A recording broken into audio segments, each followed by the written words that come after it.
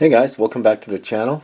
Today what we got is this Innova 3360. It's a thermal imaging camera. I saw this on Dealnews and it was under 100 bucks. So I thought, hey, what a great deal for an actual, not an infrared, but an actual imaging camera. So let's look. Inside the box, you get, of course, the owner's manual, and then you get the device in this little carry-on case. When you open it, it's got a strap, and overall looks okay there. And then, of course, the camera itself. I've already taken it out, and there's the camera itself. All right, and then you just turn it on, power on.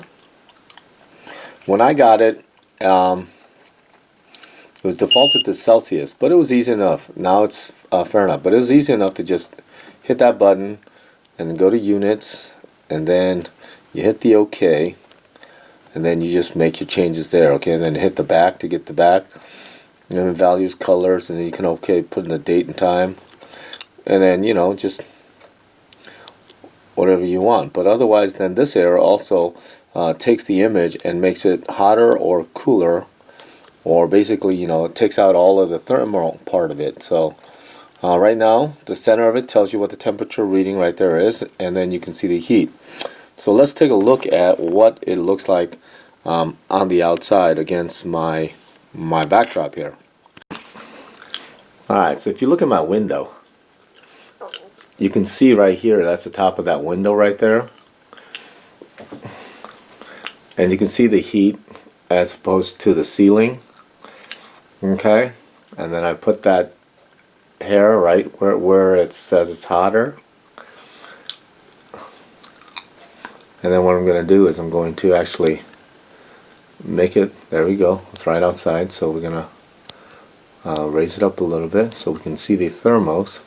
And that's through the window right there. Can you see it now? That's right above the blinds, so you can see the little changes in temperature versus that. Now the other thing is you can't really go fast with this because the frame rate is kind of slow.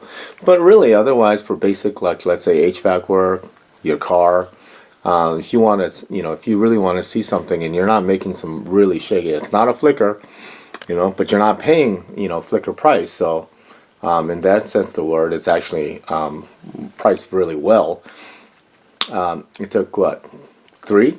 I think it was three AAA batteries. So there you go.